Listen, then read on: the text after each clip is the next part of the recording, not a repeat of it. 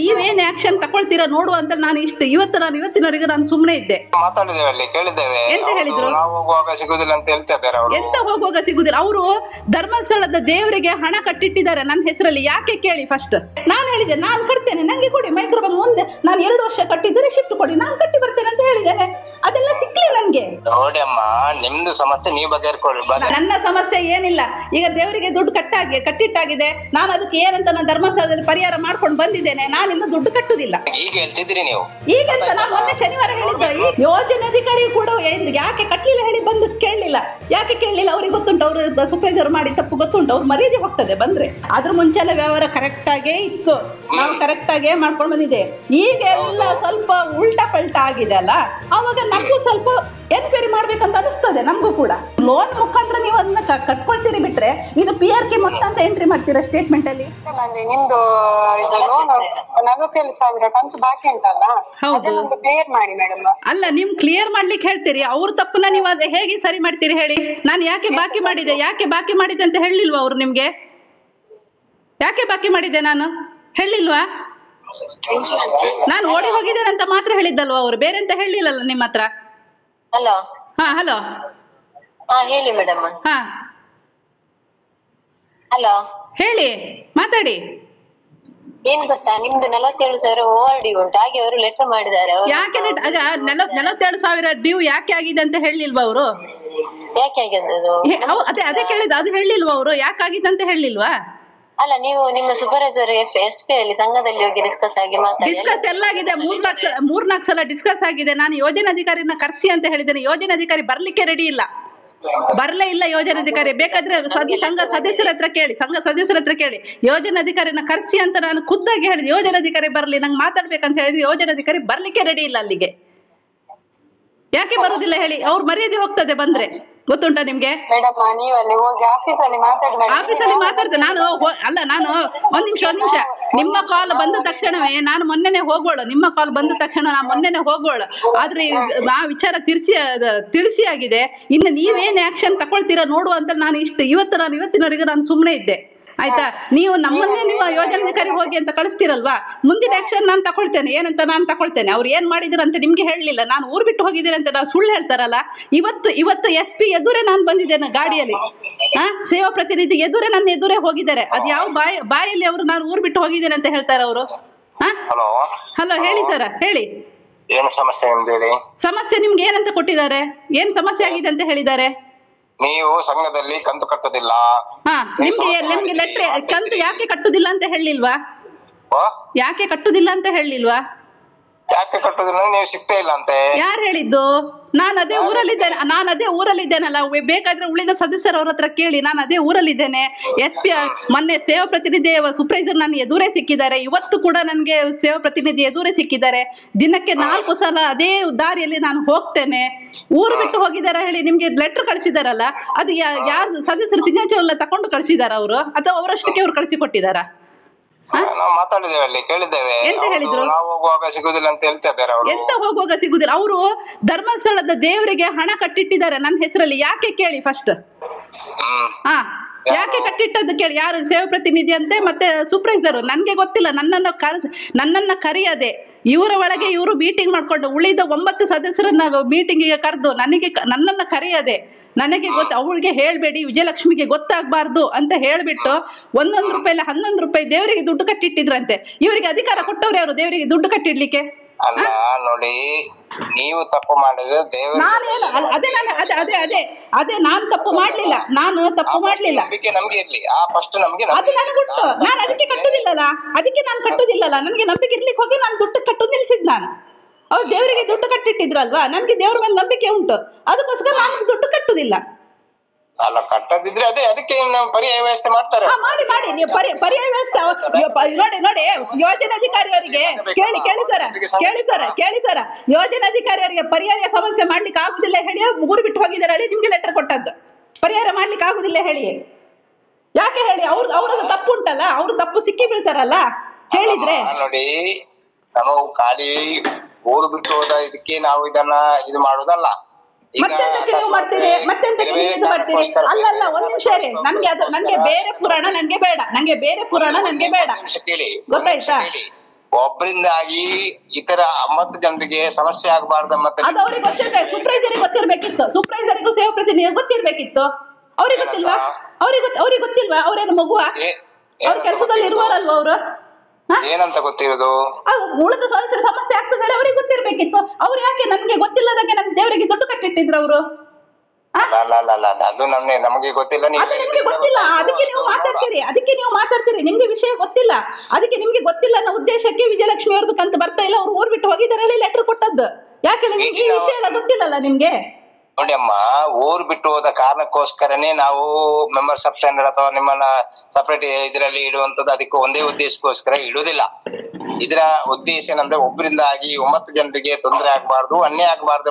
ಅವ್ರಿಗೆ ಯಾಕೆ ತೊಂದರೆ ಮಾಡೋದು? ಅವರಿಗೆ ನಾನೇನು ಲೋನ್ ಕೊಡ್ಬೇಡಿ ಅಂತ ನಾನು ಹೇಳಿಲ್ಲ, ಉಳಿದವರಿಗೆ ಲೋನ್ ಕೊಡ್ಬೇಡಿ ಅಥವಾ ಸೈನಿಗೆ ಬರೋದಿಲ್ಲ ಅಂತ ನಾನು ಹೇಳಿಲ್ಲ. ಸೈನ್ ಹಾಕಿ ಹೋಗ್ತೇನೆ ಲೋನಿಗೆ ಅಂತ ಹೇಳಿದ್ದೇನೆ ನಾನು. ಆಗುದಿಲ್ಲ ಅಲ್ಲಿ ಅದು ನಿಮ್ಮ ಸಮಸ್ಯೆ. ನೀವು ಕೊಡ್ತೀರಾ ಬಿಡ್ತೀರಾ ಅನ್ನೋದು ನಿಮಗ್ ಬಿಟ್ಟದ್ದು, ನನಗಲ್ಲ. ಅದು ನನ್ನದಲ್ಲ. ಅದಕ್ಕೆ ಇದು ಅವಕಾಶ ಇರುವುದು. ಅದಕ್ಕೆ ಅದು ನನ್ನದಲ್ಲ, ಅದು ನನ್ನ ಸಮಸ್ಯೆನಲ್ಲ. ಅದೆಲ್ಲ ಸೇವಾ ಪ್ರತಿನಿಧಿ ಅವರಿಗೆ ಗೊತ್ತಿರ್ಬೇಕಿತ್ತು. ಇದ್ರ ಬಗ್ಗೆ ಗಲಾಟೆ ಆಗಿದೆ, ನನ್ನ ಹತ್ರ ರೆಕಾರ್ಡ್ ಉಂಟು.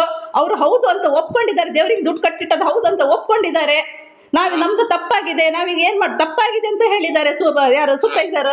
ಹಾಗಿರುವಾಗ ಅವ್ರು ರೆಕಾರ್ಡ್ ಉಂಟು, ಅವರು ಹೇಳಿದಾಗ ಎದುರೇ ನಾವು ಮೀಟಿಂಗ್ ಅಲ್ಲೇ ಹೇಳಿದ್ದಾರೆ ಅವರು. ಆಯ್ತಾ?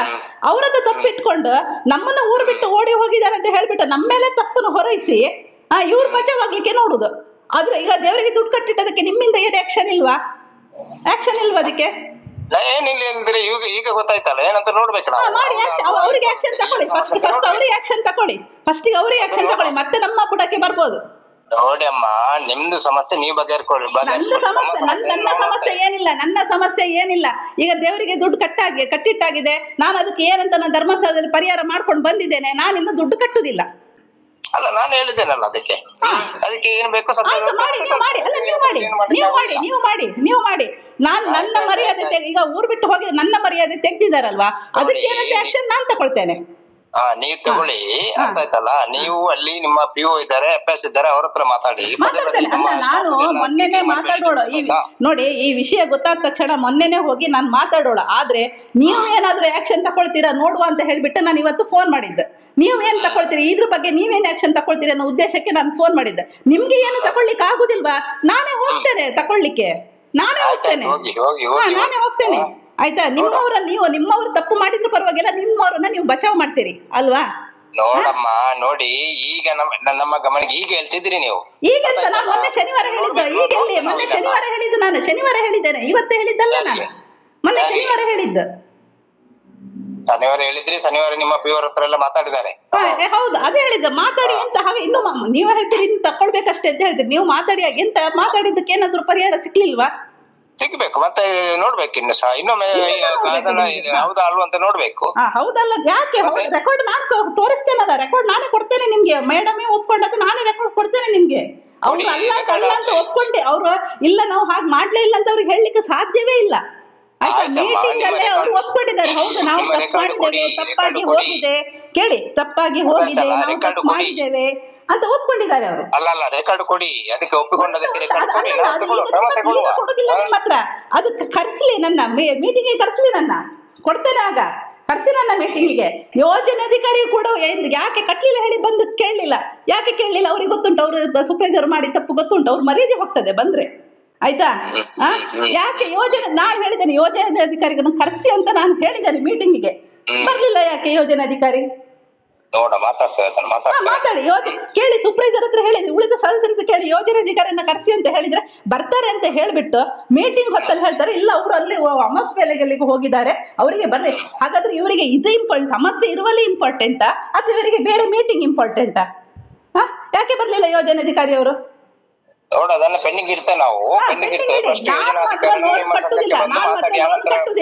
ನೀವು ಮತ್ತೆ ಮುಂದೆ ಏನ್ ಆಕ್ಷನ್ ತಗೊಳ್ತೀರಾ ನನಗೆ ಗೊತ್ತಿಲ್ಲ. ನಾನು ಲೋನ್ ಕಟ್ಟುದಿಲ್ಲ.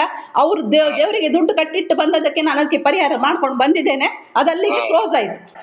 ಆಯ್ತಾ? ಅದೇ ಕಟ್ಟದಿದ್ರೆ ನೋಡುವ, ಅದಕ್ಕೆ ಅದನ್ನ ಮಾಡ್ತಾರೆ.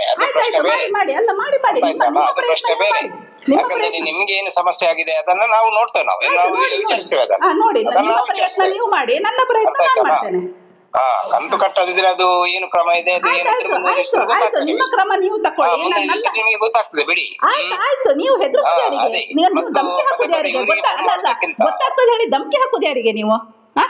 ಧಮಕಿ ಗೊತ್ತಾಗ್ತದೆ ಧಮಕಿ ಹಾಕುದು ಯಾರಿಗೆ ನೀವು? ಧಮಕಿ ಅಲ್ಲ, ವಿಷಯ ಹೇಳಿದೆ ಅಷ್ಟೇ. ಧಮಕಿ ಮುಂದೆ ಏನಾಗ್ತದೆ ಗೊತ್ತಾಗ್ತದೆ. ಇದು ಧಮಕಿ ಅಲ್ವಾ? ಇದು ಯಾರಿಗೆ ಹೆದರ್ಸುದು ನೀವು? ಎಂತ ಧಮಕಿ? ನೀವು ಆ ರೀತಿ ತಿಳ್ಕೊಂಡ್ರೆ ಆ ರೀತಿಯಲ್ಲಿ ಹೇಳ್ಬೇಕು. ಆ ರೀತಿ ನೀವು ಹೇಳುದ ರೀತಿ ಹಾಗೆ ತಿಳ್ಕೊಳ್ತೇವೆ. ಗೊತ್ತಾಗ್ತದೆ, ಮುಂದೇನು ಗೊತ್ತಾಗ್ತದೆ ನೋಡುವ. ನೀವು ಕಟ್ಟದಿದ್ದಕ್ಕೆ ಮುಂದೇನು ಗೊತ್ತಾಗ್ತದೆ ಅಂದ್ರೆ ಗೊತ್ತಾಗ್ತದೆ. ಮುಂದಿನ ಭವಿಷ್ಯ ನಿಮಗೆ ಗೊತ್ತುಂಟು, ಮುಂದಿನ ಭವಿಷ್ಯ ನಿಮಗೆ ಗೊತ್ತುಂಟು ಅಲ್ವಾ? ಸಾಲ, ಅದು ಸಾಲ ರಿಕವರಿ ಆಗುವಂತ ನೀವು ರಿಕವರಿ ಮಾಡಿ. ನೀವು ಯಾರು ಲೋನ್ ಕೊಟ್ಟಿದ್ದಾರೆ, ಎಲ್ಲಿಂದ ಲೋನ್ ಬಂದಿದೆ, ಎಲ್ಲದೂ ರಿಕವರ್ ಆಗ್ಲಿ. ನಾವು ಎಷ್ಟು ಕಟ್ಟಿದ್ದೇವೆ, ಎಷ್ಟು ಬಡ್ಡಿ ಬಿದ್ದಿದೆ ಎಲ್ಲವೂ ರಿಕವರ್ ಆಗ್ಲಿ. ನಂದು PRK ಮತ್ತೆ ರೆಸಿಪ್ಟ್ ಕೊಡ್ಲಿಲ್ಲ, ನಮ್ಮ ಮೈಕ್ರೋ ಬಜಾಜ್ ಇದು ನಂದು ರಿಸಿಪ್ಟ್ ಇಲ್ಲ. ಈಗ ಮೊನ್ನೆ ರಿನಿವಲ್ ಬಂದಿದೆ. ಮೊನ್ನೆ ರಿನಿವಲ್ಗೆ ಬಂದಿದೆ.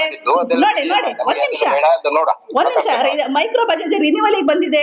ನಾನು ಹೇಳಿದೆ ನಾನು ಕಟ್ತೇನೆ, ನಂಗೆ ಕೊಡಿ ಮೈಕ್ರೋ ಮುಂದೆ. ನಾನು 2 ವರ್ಷ ಕಟ್ಟಿದ್ದು ರಿಸಿಪ್ಟ್ ಕೊಡಿ, ನಾನು ಕಟ್ಟಿ ಬರ್ತೇನೆ ಅಂತ ಹೇಳಿದ್ದೇನೆ. ಅದೆಲ್ಲ ಸಿಕ್ಲಿ ನನ್ಗೆ, ಅದೆಲ್ಲ ಸಿಕ್ಲಿ. ಅದು ಎನ್ಕ್ವೈರಿ ಆಗ್ಲಿ, ಅದು ಸಹ ಎನ್ಕ್ವೈರಿ ಆಗ್ಬೇಕು. ನಿಮ್ಮ ನಾನು ಕಟ್ಟದಿದ್ದು ಮಾತ್ರ ಎನ್ಕ್ವೈರಿ ಆದ್ರೆ ಸಾಕಾಗುದಿಲ್ಲ. ವಿಷಯನ ತಿಳ್ಕೊಂಡಿದ್ದೇವಮ್ಮ, ಯಾಕೆ ಬಾಕಿ ಮಾಡಿದೆ ಅಂತ ಎಲ್ಲ ವಿಷಯನೂ ಗೊತ್ತಾಗಿದೆ ಅಲ್ಲ. ಎನ್ಕ್ವೈರಿ ಮಾಡಿ. ಈಗ ನಿಮ್ಮ ಬಾಯಲ್ಲಿ ಬಂತಲ್ಲ, ಬರ್ಲಿ, ನಿಮ್ಮ ಬಾಯಲ್ಲಿ ಬಂತಲ್ಲ. ಯಾಕಂದ್ರೆ ನೀವು ಮೊದಲೇ ಇನ್ಶೂರೆನ್ಸ್ ಮಾಡುವಾಗಲೇ ಇದನ್ನ ಕೇಳ್ತಿದ್ರೆ ಸರಿಯಪ್ಪ. ಇಲ್ಲ, ನಾವು ಕೇಳಿದ್ದೇವೆ. ಇಲ್ಲ, ಕೊಡ್ತಾರೆ, ಸಿಗ್ತದೆ, ಕೊಡ್ತಾರೆ. ನೋಡಿ ನಾವು ಮಾಡುವಾಗ್ಲೇ ಕೇಳಿದ್ದೇವೆ, ಕೊಡ್ತಾರೆ, ಸಿಗ್ತದೆ ಅಂತ ಹೇಳ್ಕೊಂಡೆ ನಮ್ಮನ್ನ ಮಂಗ ಮಾಡ್ಕೊಂಡೇ ಬಂದ್ರು. ಆಯ್ತಾ? ಆಗ್ಲಿ ನಂಗೆ ಇನ್ಶೂರೆನ್ಸ್ ನಿಮ್ಗೆ ರಸ್ತೆ ಕೊಡೋದಿಲ್ಲದ್ರೆ ನಮಗೆ ಇನ್ಶೂರೆನ್ಸ್ ಬೇಡ ಅಂತ ಹೇಳ್ಬೇಕು. ಇನ್ಶೂರೆನ್ಸ್ ಬಾಂಡ್ ಬಂದಿದೆ, ಕೊಡ್ತಾರೆ ಅಂತ ಹೇಳಿ ನಾವು ಮಾಡಿದ್ದು, ಕೊಡ್ತಾರೆ ಅಂತ ಹೇಳಿ ನಮ್ಮ ಹತ್ರ ಮಾಡಿಸ್ಕೊಂಡದ್ದು, ಕೊಡ್ತಾರೆ ಅಂತ ಹೇಳಿ ನಮ್ಮ ಹತ್ರ ಮಾಡಿಸ್ಕೊಂಡದ್ದು. ಇನ್ಶೂರೆನ್ಸ್ ಬಾಂಡ್ ಬಂದಿದೆಯಾ? ಯಾವುದು ಇನ್ಶೂರೆನ್ಸ್ ಬಾಂಡ್ ಬಂದಿದೆಯಾ? ಬಾಂಡ್ ನನ್ನ ಕೈಯಲ್ಲಿ ಇಲ್ಲ.